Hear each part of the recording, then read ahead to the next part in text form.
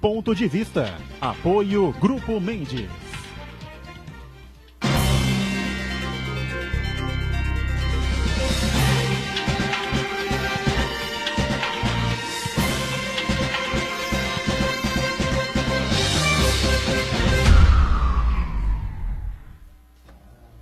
Olá, estamos começando aqui mais um Ponto de Vista, você conferindo sempre com a gente neste horário da 1h30 da tarde, não é, que é o horário do almoço, é tradição da discussão da política, não é, e dos assuntos que formam a pauta aqui da nossa cidade, da região metropolitana, como a educação, a área da saúde, meio ambiente, o transporte público, a segurança pública, enfim, não é, temas que estão diretamente ligados ao nosso dia a dia e, claro, os assuntos de interesse nacional, como eu digo sempre aqui na nossa abertura, especialmente neste conturbado momento eleitoral que a gente vive, né? E estamos acompanhando, claro, né, as pesquisas diariamente lançadas aí à mídia, de todos os institutos possíveis e imagináveis, né? Instituto que você nunca ouviu falar na vida, faz pesquisa para o sistema financeiro aí, à torta e à direita. Hoje saiu mais uma, amanhã é capaz de sair outra, de madrugada surge mais uma, enfim, é uma coisa realmente impressionante, né? Algumas campanhas mudando de rota, mudando de rumo, né, consideravelmente. E vamos aguardar, né? Tem muita água para rolar, muita água para passar por baixo da ponte. Muita coisa ainda pode acontecer até o pleito de 4 de outubro, que está lá longe ainda, tá certo? Já foi mais longe, lógico, né?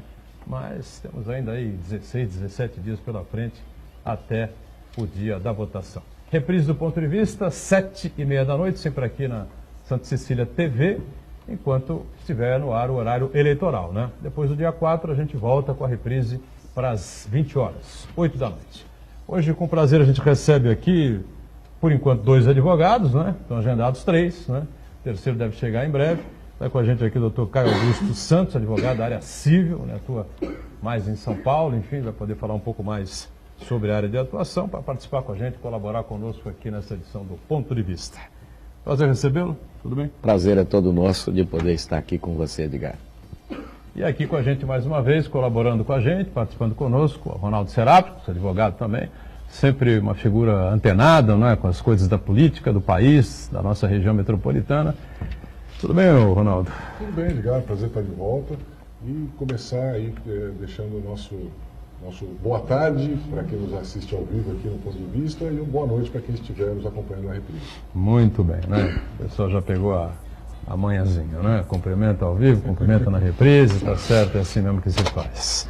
E o Marcos Santana sempre aí atento lá na ponta, né? As redes sociais, as transmissões que a gente faz aqui do Ponto de Vista e a sua participação, que é sempre importante com a gente aqui. Tudo certo aí, Santana? Tudo certo. É importante dar boa noite, né, quem nos acompanha na reprise, porque a audiência é muito significativa. Muitas pessoas que trabalham durante o dia só conseguem acompanhar o Ponto de Vista à noite. Eu convido você que está ao vivo agora a participar do programa também, mandando sua pergunta, crítica, sugestão, pelo Facebook. Ponto de Vista, ou pelo e-mail. contato@pontodevista.tv. O programa também pode ser acompanhado ao vivo pela internet, santaportal.com.br/tv. As edições anteriores ficam disponíveis também na internet, no nosso canal no YouTube, na nossa página no Facebook. Se você quer acompanhar a reprise às 19h30, uma boa noite. Boa noite para você que está na reprise. O mic está desligado, é isso ou não? Não. O mic não. O mic do Marco, né? Marco Santana. Marco Santana está com o mic desligado. Fiz a capela. Vamos novamente. Deu para ouvir o que o Santana falou ou não? Deu? Deu para entender? Deu para ouvir? Então tá certo. Tá registrado aí. Só lembrando que entre o programa ao vivo, que acaba às 2h30 da tarde, e o começo da reprise às 7h30 da noite, né? Você, normalmente, já uma série de situações complexas acontecem na combalida República Brasileira, né? Agora, em horário eleitoral, em tempos, né, de campanha eleitoral, coisas mais incríveis vão acontecendo, mudanças de rota, enfim, declarações insanas, como... Eu gostaria de ver a CPMF de volta aí na seu extrato bancário, Ronaldo Serápicos. Aí a proposta do economista Paulo Guedes, que é o guru do candidato à bala. Parece palavrão, você fala CPMF, as pessoas se assustam, né? Se Contribuição provisória, era mas, provisória, virou permanente. Mas criaram uma ojeriza, né, generalizada CPMF, primeiro porque é um imposto ruim mesmo. Ele é injusto. Ele é injusto, do jeito que está colocado, é injusto. Ele tem um efeito cascata, ou seja, ele vai incidindo sobre todas as etapas da produção, então, ou seja, ele é péssimo para o sistema produtivo brasileiro. Ele é péssimo para o sistema social, porque ele atinge a todos indiscriminadamente, independente de quanto você ganha, qual é a sua faixa de salário, qual é o seu extrato social. E ele é injusto também porque você depende de uma atividade essencial que não é prestada pelo Estado, que é prestada hoje pelas instituições financeiras privadas, basicamente. Existem até bancos estatais, mas basicamente hoje é uma máquina que se movimenta sozinha do mercado financeiro. Então ela é ruim em todos os sentidos. Mas essa declaração do assessor do candidato, possível ministro, ela traz à tona um assunto que é importante, que a gente não vê nenhum candidato falando. Pelo contrário, eles procuram esconder. A verdade é a seguinte, Edgar, existe um déficit primário bilionário que o Brasil vai ter que encarar, o próximo presidente vai ter que resolver nos primeiros 6 meses, senão ele não paga a conta. São 150 bilhões mensais de diferença. Você tem um déficit que vai chegar na casa de trilhão aí para ser resolvido em títulos da dívida pública. Então, o fato é o seguinte, ou algum candidato me apresenta de onde que ele vai cortar 150 bilhões de despesa, que é muito difícil, porque você vai acabar tirando de investimento. Tem gente achando que corta cargo, corta ministério o suficiente, não é. E provavelmente o próximo presidente do Brasil vai aumentar a carga tributária. E esse sim é o grande palavrão que as pessoas têm que ter medo do aumento de carga tributária, mas nenhum candidato fala nesse assunto. Aliás, quando falaram, a primeira coisa que fizeram foi desmentir, não é nada disso, etc. Mas é a dura realidade que o Brasil vai enfrentar. Na verdade, o único que coloca esse tipo de situação, né? Parece que a revelia do candidato que lidera as pesquisas, aliás, é uma confusão, né? Um saco de gato, ninguém se entende ali, né?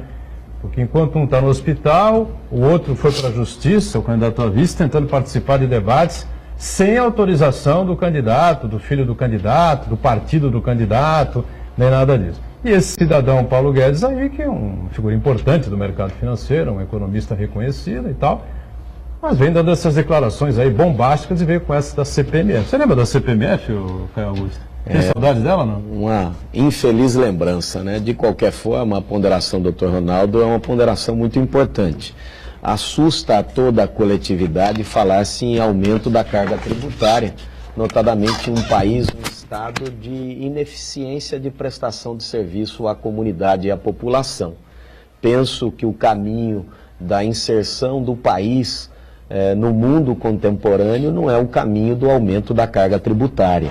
O Estado há de se pensar novamente para que ele seja mais eficiente na prestação do seu serviço público, pensando não no gigantismo do Estado, mas sim na comunidade como prestação de serviço, daí porque é inadmissível falar-se em aumento da carga tributária nesta altura do campeonato. Eu acho que ninguém aceitaria isso, em hipótese alguma, acho que essa tragédia seria maior ainda, portanto é um risco, não é, cada vez maior as pessoas aceitarem respostas ou soluções fáceis para problemas absolutamente complexos, não é, que estão aí ao nosso redor há tantos e tantos anos. Joaquim Fernandes, advogado, não é, que da área criminal, mais uma vez está com a gente, participando conosco aqui, colaborando com o ponto de vista. Joaquim, prazer revê-lo também. E eu já emendo aí para você comentar também, né, porque a ideia é retomar a CPMF com 20% de alíquota para todo mundo. Então o cara ganha R$2.000 por mês, 20% em cima. O cara ganha R$15.000 por mês, 20% em cima. Aí o imposto de renda, né? Só que aí sobra 3 pau, sobra 12 pau para um e R$1.000 para o outro. Tudo bem, Joaquim? Tudo bem, Boturão, prazer enorme estar com vocês aqui na bancada de novo. Marcos Santana, corintiano, Ronaldo Seráticos, torcedor do Santos, fanático, e meu querido secretário-geral, Caio Augusto. Prazer enorme estar com vocês. Boturão, eu acho o seguinte, né? Primeiro, pensar hoje em elevação de tributos é, mais uma vez, retardar o crescimento do país, né? Se durante esses últimos 20 anos, 25, 30 anos, o país ele navegou atrelado ao sistema financeiro, se aumentar mais ainda a carga tributária, a produção da indústria, né, que já é ruim, vai tender a piorar. Vai subir então, né? Vai desaparecer. Então, a situação, para se falar em aumento de imposto hoje, é inadmissível. Tanto que ontem à noite houve um Twitter, né, houve uma tweetada do próprio Candidato da bala. Fazendo ressalvas com relação a esta desastrada, inoportuna e indecente manifestação a respeito de aumento de imposto. Muito bem. Marcos Santana, pois não? Mais grave, mais preocupante do que esse anúncio, essa disposição de aumentar impostos, é a falta de sintonia entre o candidato hospitalizado e o seu... Completa, ampla, geral e restrita. Vale dizer que o poço de Ipiranga pegou fogo antes de ser inaugurado, né? Ô, Marcos.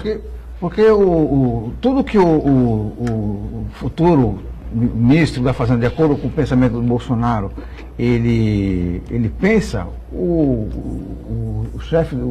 chefão dele pensa completamente o contrário. Quer dizer, é um desencontro completo de ideias. Se já antes da eleição já é assim, imagina num eventual governo dessa figura. Eu acho que o economista não será nomeado ministro da Fazenda. Não, Em hipótese alguma. E a revista Cruzoé, uma revista eletrônica que é sob o comando do Diogo Mainardi, Direita, roxa, mas ampla, geral e e restrita. Só Né? que em 3 Só edições. falta ele botar o bonequinho ali com... Não, mas ele não é. Ele já declarou que o voto dele não é dele. Não é dele, né? Só que em 3 edições anteriores da revista eletrônica, a revista falava sobre como funcionava a campanha do Jair Bolsonaro. Ela é restrita aos filhos, à mulher, a ele e ao advogado que é presidente do partido. Ninguém mais dá palpite. Tanto que o que se cogita hoje em dia da transferência dele do hospital é para ir para a casa deles, lá no Rio de Janeiro, e de lá ser o comitê central da campanha. Né? Então, agora, no momento que você tem uma campanha tão tosca, sem nenhuma coordenação, e permite que o vice-presidente fale uma besteira, que o seu maior guru financeiro Posto Ipiranga. fale outra besteira, começa a criar uma certa animosidade, principalmente naquele ente superior que é o mercado. Tanto que o Paulo Guedes, agora se aproximando também do André Esteves, vem conversando com o mercado para tentar diminuir o tamanho desses absurdos que eles ficam falando ao longo da campanha. Paulo Guedes, sinceramente, não tem o menor cabimento, entendeu? O candidato nunca foi privatizante, corporativista, né? Pelo contrário, é estatizante, sempre foi, né? A linha dele como deputado, como militar, enfim. Agora vem esse cara dizer que vamos vender tudo e tal. Isso é uma verdadeira piada, mas lamentavelmente, espero, Deus, né, que as pessoas abram os olhos e acordem, né, para tudo que está acontecendo, para que não haja um desastre maior. Ô, Ronaldo, você falou do Fernando Henrique Cardoso, né, com todas as restrições que eu tenho a ele, né, deixo claro aqui, todas as minhas participações em programas de rádio e televisão, na minha vida inteira, né, ele veio com a marcha da insensatez, né, e, pô, uma das primeiras vezes na história que eu concordo com ele, viu, será?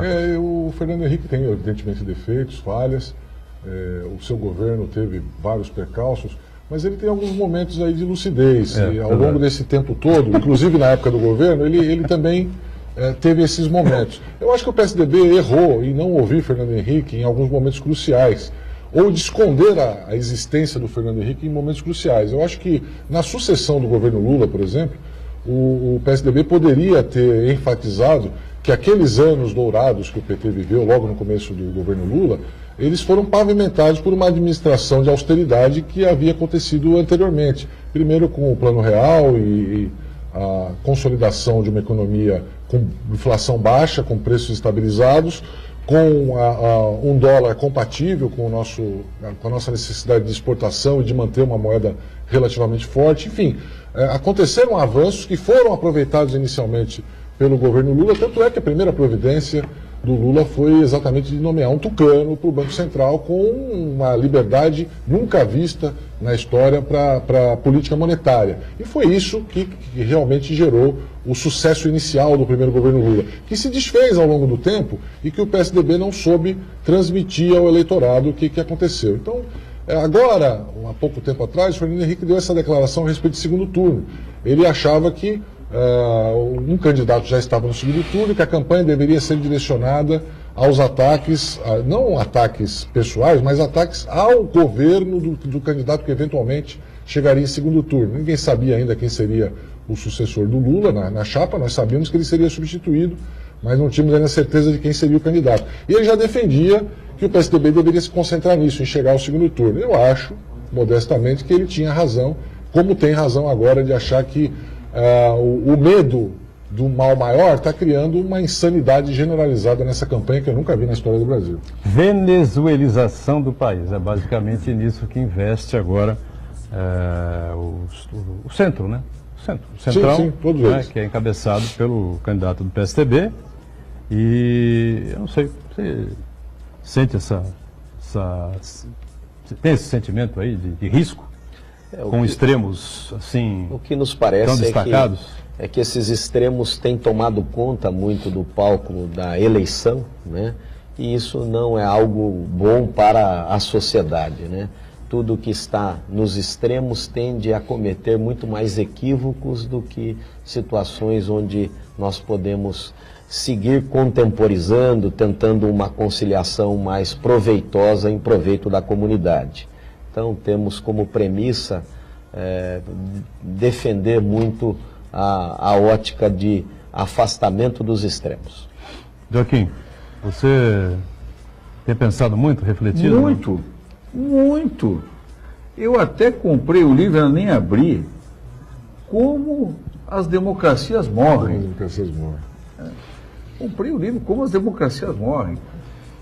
E assim, é curioso, porque... Podem morrer pelo voto também. Eu não consigo entender o Fernando Henrique Cardoso, como você, viu, Boturão? Eu também não consigo entender.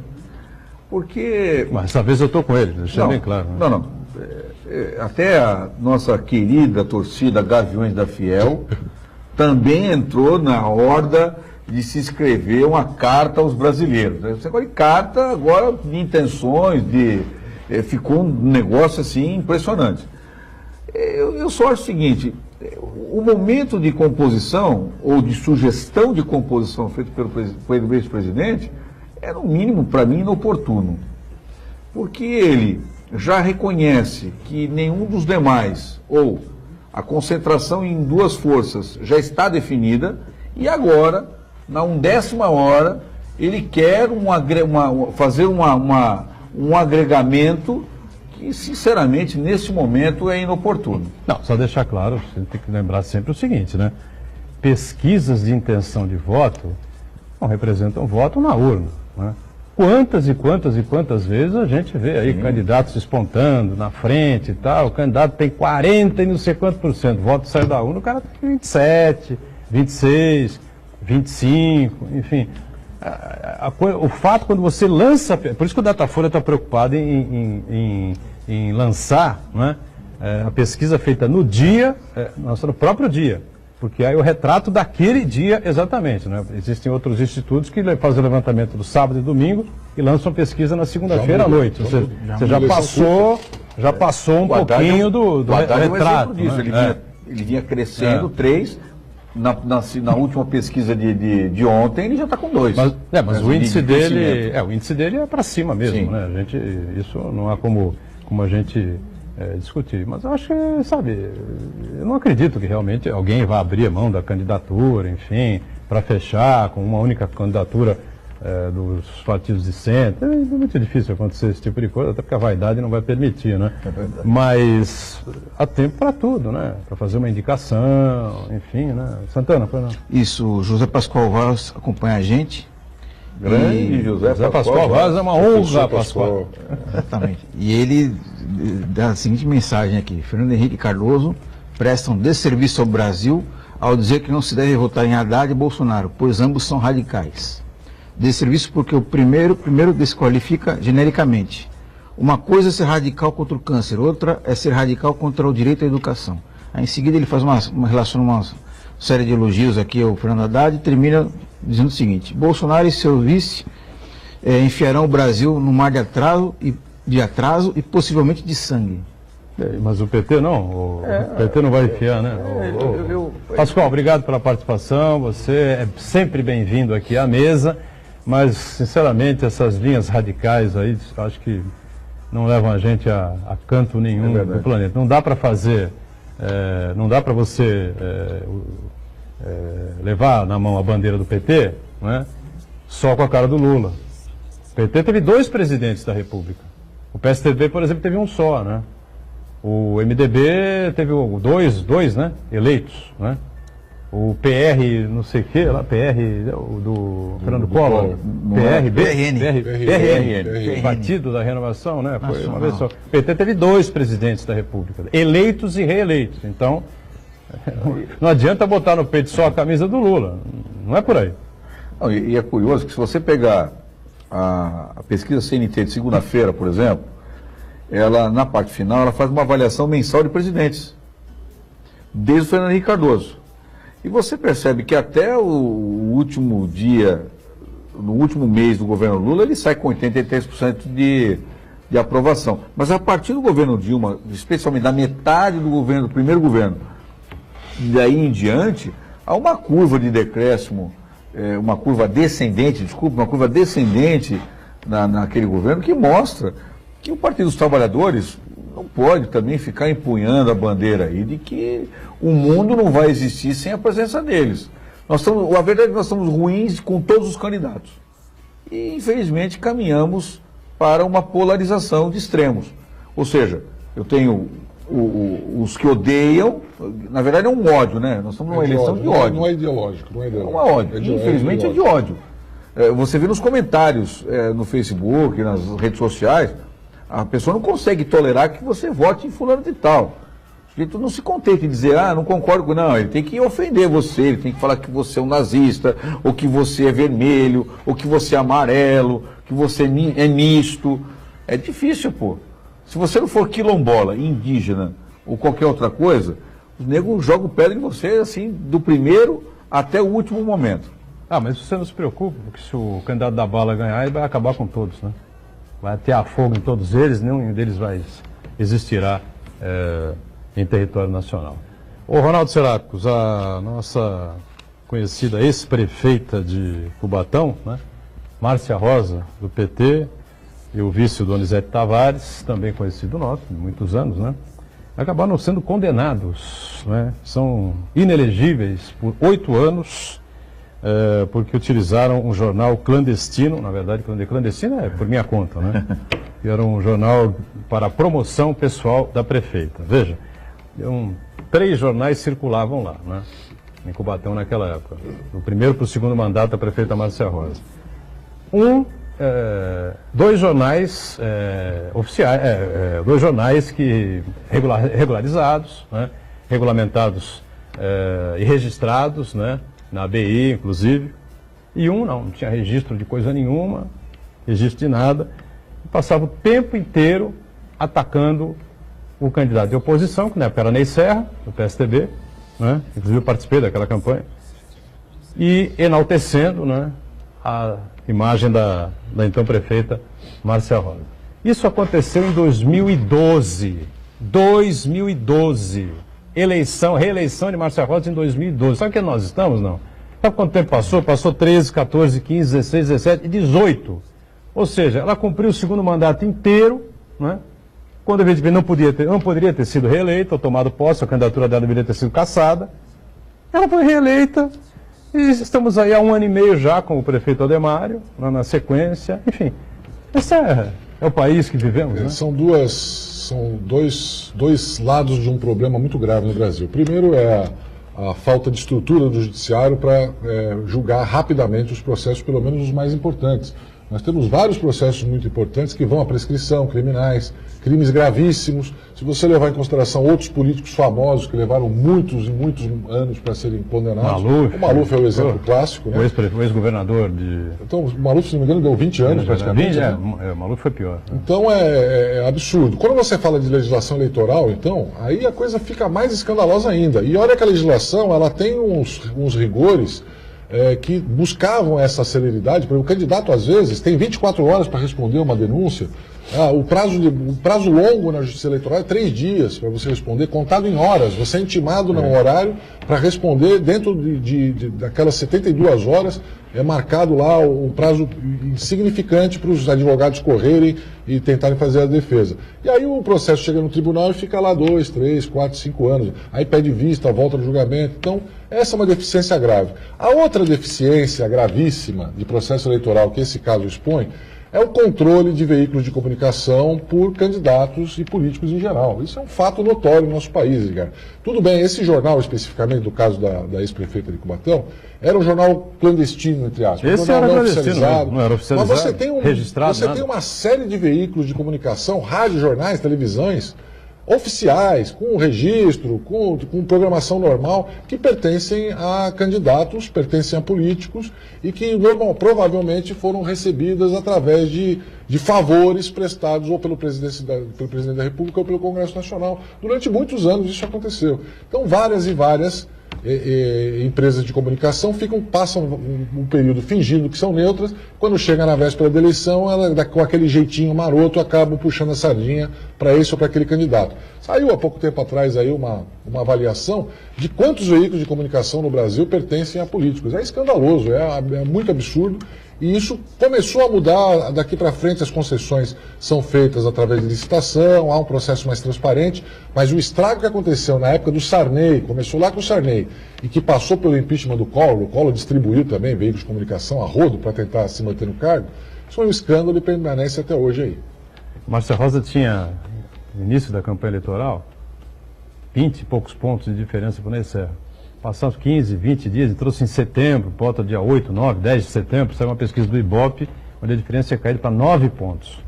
No dia seguinte, em edição especial, edição extra, mais de 30 ou 40 mil exemplares desse jornal clandestino aí foram distribuídos em Cubatão com a manchete: Ney Serra inelegível. E agora? Intervalo, voltamos já já.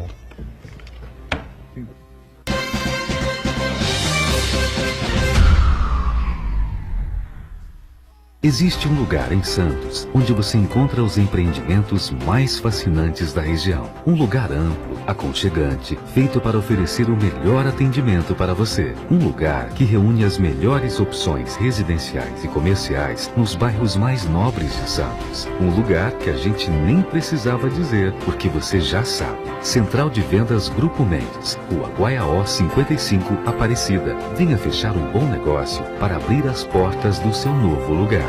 O programa Pessoas de Valor dessa semana traz o médico e psicólogo Roberto Debski e o médico psiquiatra Sidney Gaspar falando sobre suicídio. Domingo, 9 da noite, na Santa Cecília TV. Para zerar a fila de vagas em creche em todo o estado de São Paulo, vote 40. Vote nos deputados da nossa coligação. Eu sou autor do projeto de lei que beneficia a adoção e relator do projeto que reduziu o valor dos medicamentos genéricos. Eu sou Caio França, o deputado mais jovem por São Paulo. Para zerar a fila de vagas em creche em todo o estado de São Paulo, vote 40. Vote nos deputados da nossa coligação. Eu sou autor do projeto de lei que beneficia a adoção e relator do projeto que reduziu o valor dos medicamentos genéricos. Eu sou Caio França, o deputado mais jovem por São Paulo.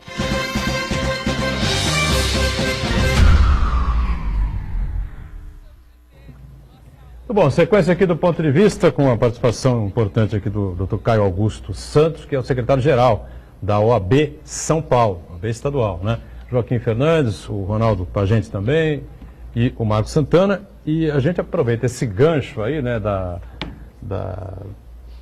letargia, vamos dizer assim, lentidão, né, do judiciário, né, para ouvir aqui a opinião do secretário-geral da OAB, porque a gente sabe que os advogados brigam, lutam muito por isso, para que os processos sejam mais sérios, para que a coisa avance um pouco mais.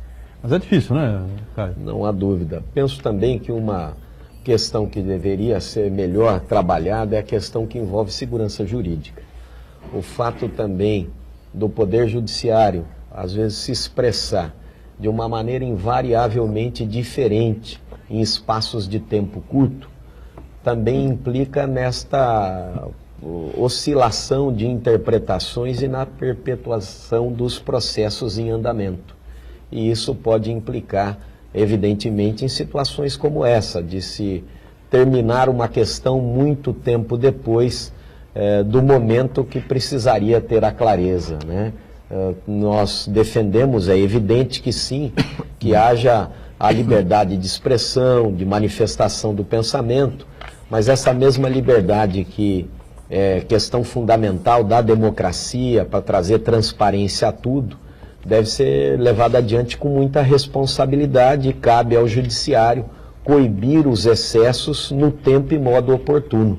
Já dizia um adágio jurídico de que justiça tardia não é justiça, de maneira que a ineficiência também da decisão do Poder Judiciário no tempo e modo oportuno implica em muito prejuízo ao cidadão.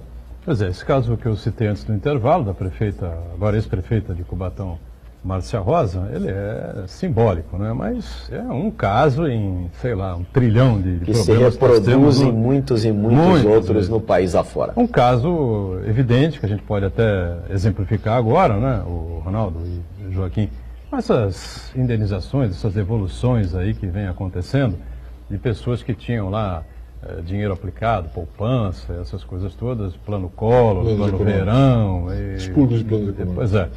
Ou seja, é uma verdadeira aberração o que está acontecendo, né?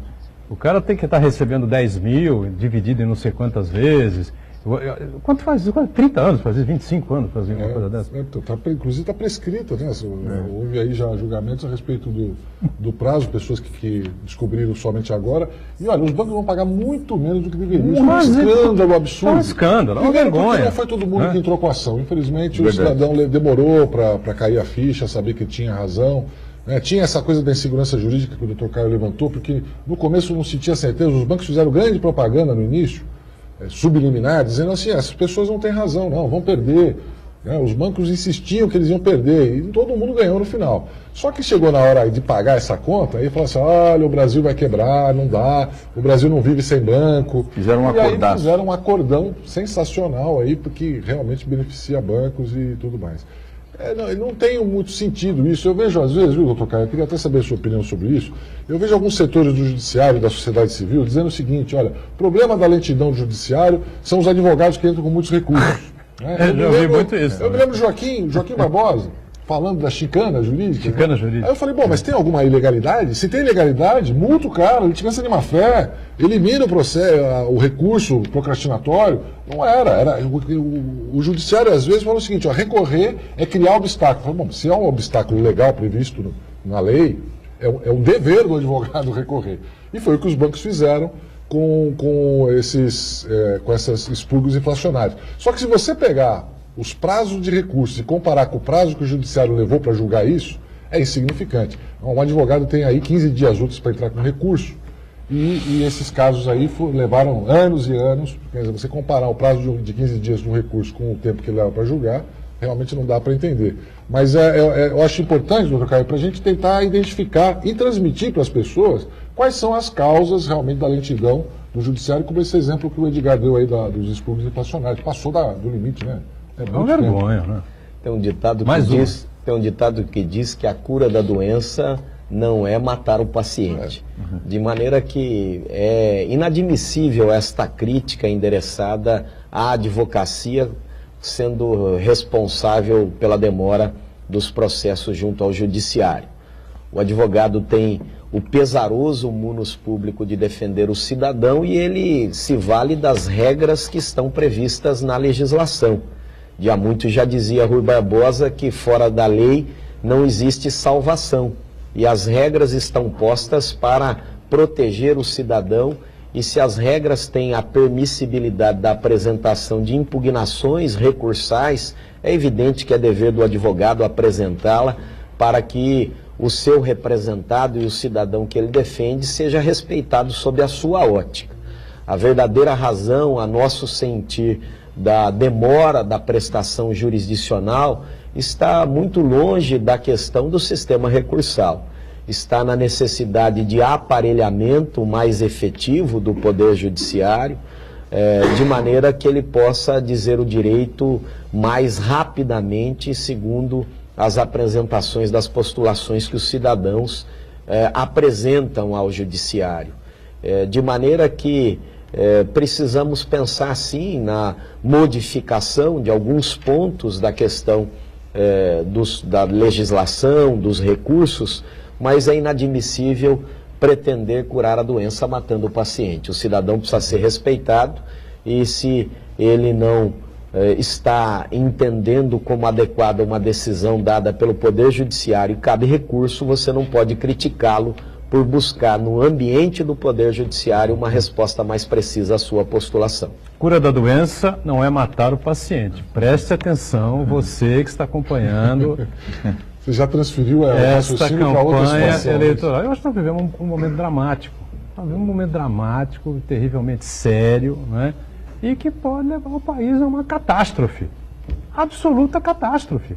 Gente se engalfinhando, se matando no meio da rua. Amigos que não se falam mais. Presta atenção. O professor Pascoal, que participou agora. O Pascoal não brigou com todo mundo. Né? O Pascoal fala de pessoas da família que Pascoal, com ele, amigos que não falam mais com ele. Eu sou o seu último amigo na mídia, Pascoal. Eu sou fã do professor Pascoal. Eu também sou. Embora, e eu acho que é absolutamente viável, porque é uma pessoa inteligente, íntegra. Você pode divergir ideologicamente, pode ter ideias diferentes, nós já discutimos muito isso. Eu reclamo que o PT nunca fez o meia-culpa, não expôs claramente, olha, erramos aqui, vamos tentar consertar. É a minha grande crítica ao PT para se reapresentar como um partido político viável, teria que corrigir os seus equívocos e eles preferiram cobrir. Mas apesar dessas divergências de opinião, eu tenho um grande respeito por as pessoas que pensam diferente de mim. Eu acho que faz parte do jogo democrático. Claro. Senão você cria essa situação aí de, olha, quem ganhar vai destruir quem perder e aí vira uma guerra. Só vamos ampliar, Pascoal.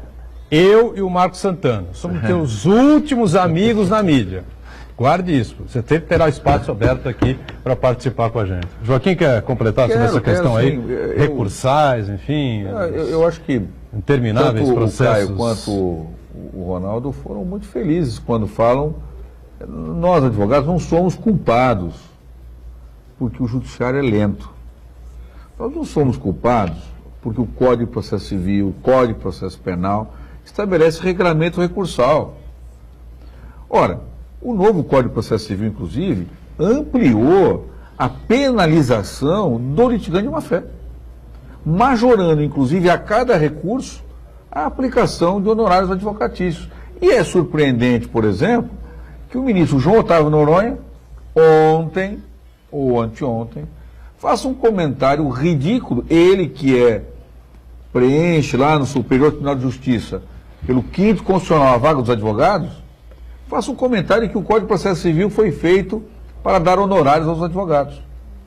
Então, veja, ao contrário, o espírito do Código foi outro. Pense à parte antes de recorrer, se vai valer a pena, porque você terá um acréscimo à condenação. Então, não é só penalização pelo recurso procrastinatório, mas o pensamento do novo Código de Processo Civil é exatamente no sentido de que, olha, se você quer recorrer, preste atenção. Ao invés de dever 1.000, vai dever 1.010, 1.015, 1.020. Então, culpar advogados é fácil. Você veja na área criminal, pessoas querem ver todo mundo preso, escalpelado, arrancado a cabeça, queima a família, que nem Tiradentes. Só que, na hora em que o filho sofre um acidente de carro, bate o carro, fere alguém, procura quem? Um advogado. Então, o advogado, o artigo 133, né, Caio, que você repete a exaustão, não sem razão, é porque o advogado é indispensável à administração da justiça. Sem um advogado, não adianta, a coisa não funciona. O advogado é, sim, o elo fundamental entre o cidadão e o judiciário. Porque quando você olha as decisões do judiciário, está lá o ministro fulano, desembargador cicrano, juiz fulano. Só que normalmente quem constrói esta tese nos tribunais são os advogados. É o caso dos distúrbios inflacionários.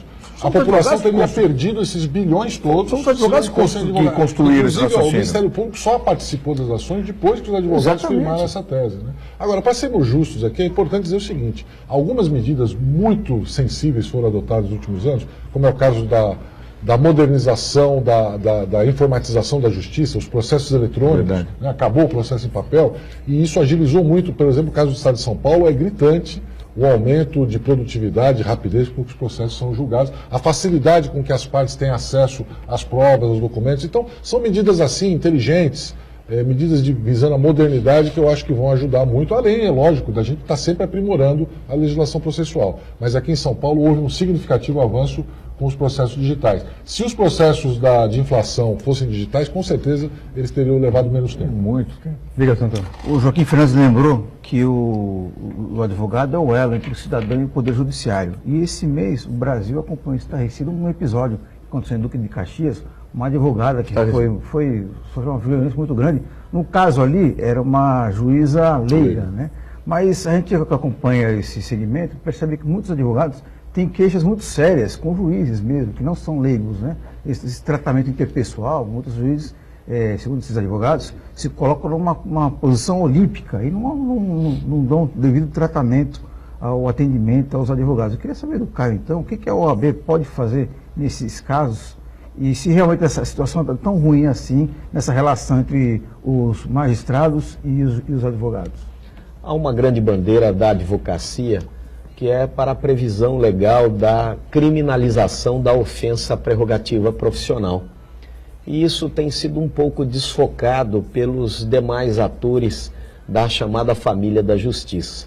O que a advocacia defende é que a autoridade que desrespeita o cidadão por não compreender que o advogado é o seu porta-voz, ela precisa ser punida pelo seu ato de abuso.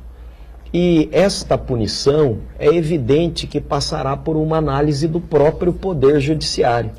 E quando as autoridades se rebelam para este encaminhamento feito pela advocacia, no sentido de que haja a previsão legal da criminalização das ofensas às prerrogativas profissionais, é algo que nos preocupa, porque são as próprias autoridades, notadamente o Poder Judiciário, que julgará a conduta daquela autoridade para saber se ela foi abusiva ou não. E isto, na prática, implica em desrespeito efetivo ao cidadão. Somos em mais de 200 milhões de integrantes desta grande nação. E são os advogados que compõem o exército que defendem o cidadão segundo a sua ótica, através da legislação posta. E por isso é fundamental que a legislação preveja isso que chamamos de prerrogativas profissionais, para que o advogado possa levar adiante a sua postulação sem temer qualquer represália de quem quer que seja, para que o cidadão seja respeitado. Esse acontecimento emblemático, simbólico, está a demonstrar aquela verdadeira diferença entre ser autoridade e pensar ser autoridade. Porque a autoridade é mais um estado de espírito do que uma insígnia que se ostenta no peito.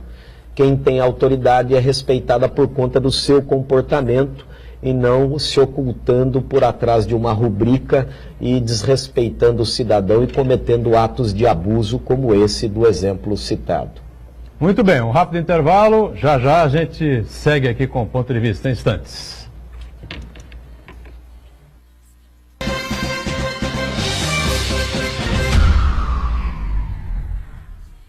Existe um lugar em Santos onde você encontra os empreendimentos mais fascinantes da região. Um lugar amplo, aconchegante, feito para oferecer o melhor atendimento para você. Um lugar que reúne as melhores opções residenciais e comerciais nos bairros mais nobres de Santos. Um lugar que a gente nem precisava dizer, porque você já sabe. Central de Vendas Grupo Mendes, Rua Guaiaó 55, Aparecida. Venha fechar um bom negócio para abrir as portas do seu novo lugar. O nome dele é Tripoli.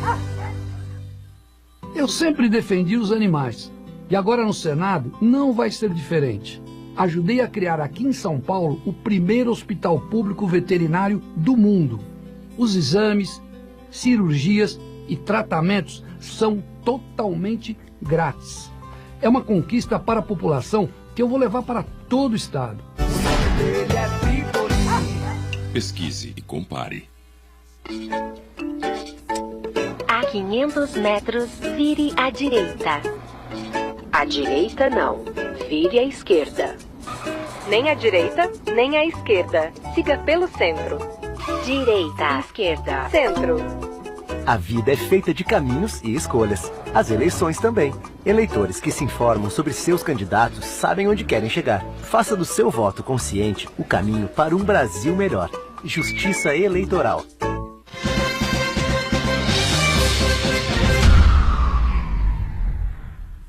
Deles entendem que o processo é deles. Muito bem, é o terceiro e último bloco aqui do Ponto de Vista. A gente conversando aqui com 3 advogados, tá certo? Joaquim Fernandes lá na ponta, Ronaldo Serápicos aqui à direita e ao lado aqui o Caio Augusto Santos, ele que é o secretário-geral da OAB São Paulo. Santana acompanhando as redes sociais e a gente lembrando aqui, uma nova informação, é que o ex-prefeito de Mongaguá, Arthur Parada Prócida, foi solto, né? Foi libertado.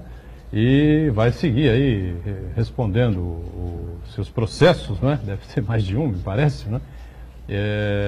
Em liberdade bem condicional, né? Essa situação que está colocada aí. Não, né? É uma liberdade com medidas restritivas. Restritivas. Tem que se apresentar a cada 60 dias no Tribunal Regional. A única coisa que ele não vai cumprir, que ele não tem, é passaporte. O juiz mandou reter o passaporte e ele não tem o documento. Ah, só isso. O resto ele vai ter que cumprir. Ele pode voltar a dar aula, pode voltar... Vida normal. Vida normal. A exceção política, né? Porque na política já está direitos políticos sepultado. estão cassados, né? Já está cassado. E a gestão dele, ele como prefeito, também foi cassado junto com o seu vice, o popularmente conhecido por Márcio Cabeça, né? Então, teremos novas eleições em Mongaguá, exatamente no dia 28, né? Junto com o segundo turno da eleição presidencial e da eleição para o governo do Estado. E, evidentemente, que ele ainda não explicou, que eu saiba, não explicou ainda os 5 milhões e 300 e poucos mil reais. Ele explicou, mas a explicação não convenceu ninguém. É uma explicação... aquela coisa toda meio estranha, né?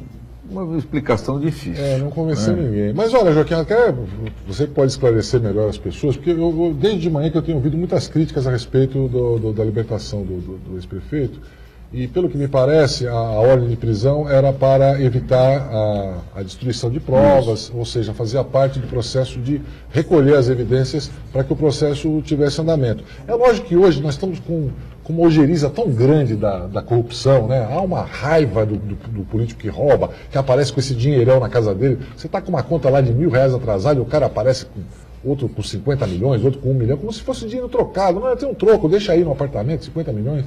Então dá uma raiva desses caras, você quer ver eles presos, não quer que eles sejam soltos. Mas a gente não pode atropelar a legislação, porque é o que sobrou da nossa democracia hoje, são os direitos e garantias individuais. Todo mundo tem que ter o seu direito de se defender. Por mais que ele não me convença, ele tem o direito lá de contratar a sua defesa, de apresentar as suas evidências e de ser julgado. Ao final do processo, condenado em segunda instância, por enquanto, pelo entendimento do STF, vai preso e vai cumprir a sua pena. Então me parece que foi isso que aconteceu com ele, né, Joaquim? Porque na verdade eles estavam discutindo o recebimento da denúncia.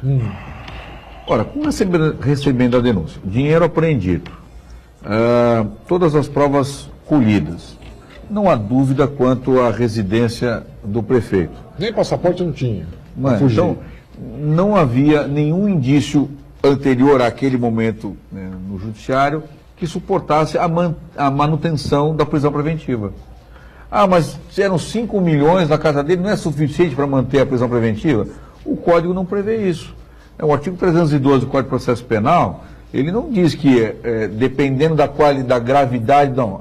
Veja, nós temos vários requisitos.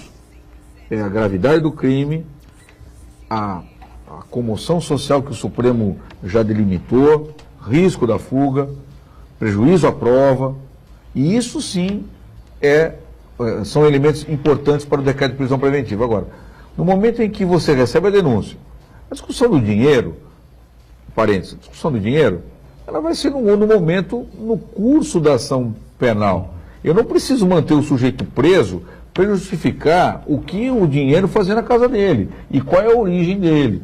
Então, por isso que, acertadamente, isso é a jurisprudência dominante do Supremo Tribunal Federal, acertada a decisão de libertá-lo. Tanto assim, que nesta operação, o outro prefeito, que era de Mauá, se eu não estou enganado, foi libertado há 60 dias atrás. Por aí. O que inibiu, certamente, o que teria inibido, mera presunção, a libertação do prefeito, com certeza foi a quantidade de dinheiro apreendida na casa dele.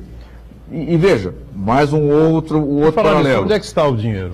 O dinheiro está apreendido, é apreendido. Apreendido fica depositado no Banco do Brasil. Ah, no Banco do Brasil? Banco do Brasil. Abre-se uma conta lá O e... dinheiro é apreendido, assim. aí é levado, contado, lacrado, né? Aí abre-se o lacre, conta-se o dinheiro é levado para ser depositado no Banco do Brasil. É emitido uma guia de depósito e esta guia é encartada nos autos.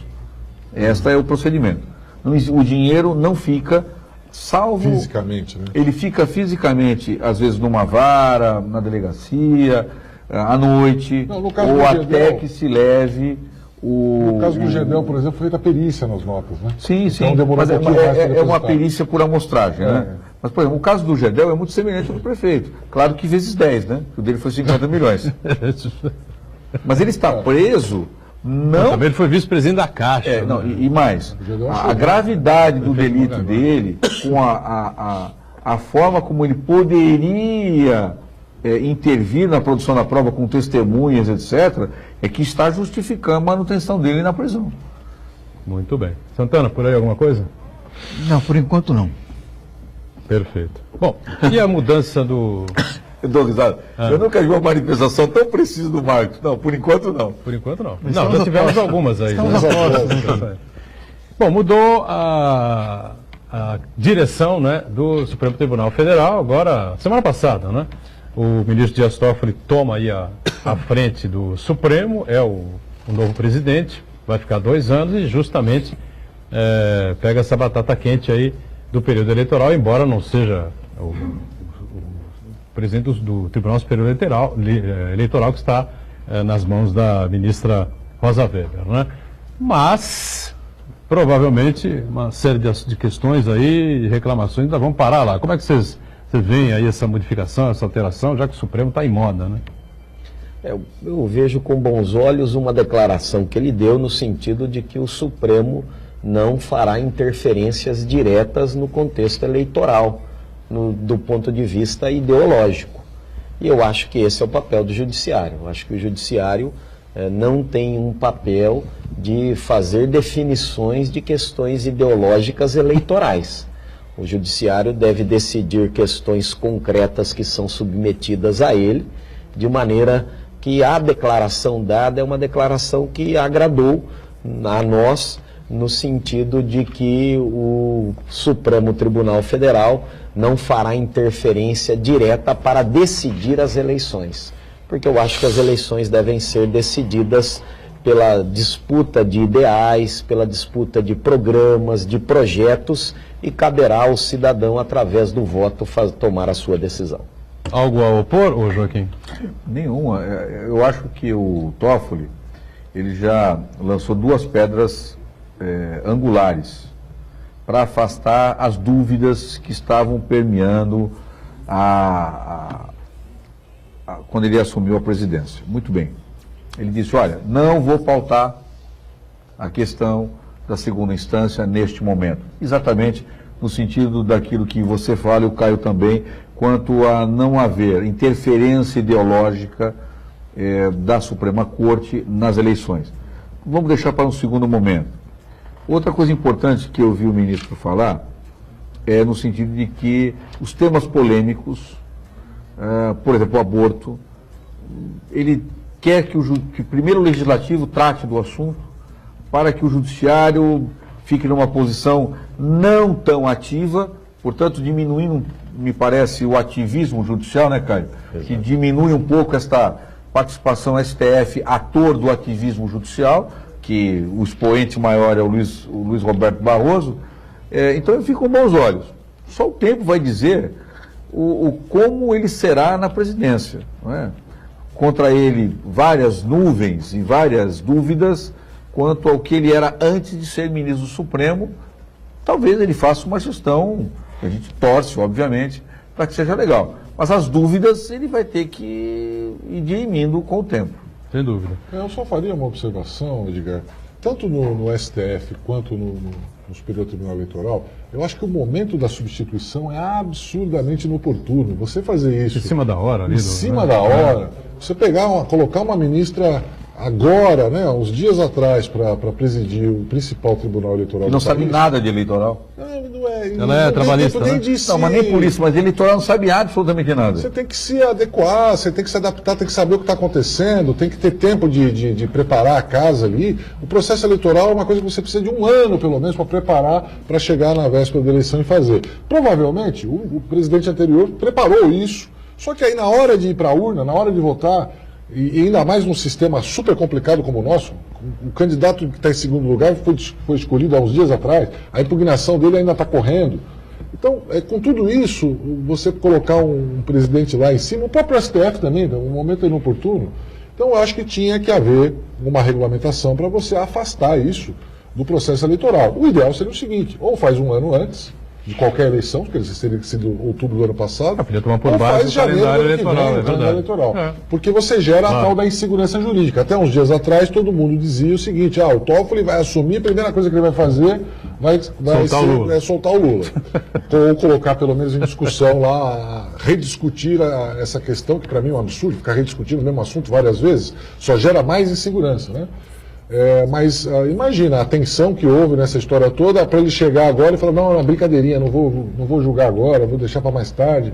E essa história de não vou julgar agora, vou julgar mais tarde, também me gera uma certa apreensão, porque os ministros então realmente decidem qual é o momento oportuno de fazer um julgamento ou outro, não tem Decide. Eu acho que isso complica. Cria o tal do ativismo. Ele é o dono da pauta. Ronaldo, tem que ter uma fila, um prazo. Ronaldo, a maior crítica que se fez à ministra Carmen Lúcia, especialmente dos ministros Toffoli, Lewandowski, Gilmar Mendes, foi em relação às pautas selecionadas a dedo, né? A dedo. E os termos de vista selecionados a dedo também. Joaquim, Ronaldo, na terça-feira aqui a gente recebeu, na quarta-feira, na verdade, o advogado Rafael Vita, e estávamos falando sobre as questões políticas e jurídicas, né? E aí estávamos falando da judicialização da política ou da politização do judiciário, né? E ele lançou um outro termo aqui que a gente não tinha ouvido, que é a futebolização da política. Futebolização da política. O Rafael foi preciso, eu gostei parece que estamos vendo agora a futebolização do Poder Judiciário, né? Quer dizer, cada ministro age como se estivesse torcendo para um time sem específico. Sem direito ao árbitro de vídeo, né? Sem direito a fazer o desenho na audiência. Agora, olha, o Joaquim lembrou aqui a questão do aborto, né?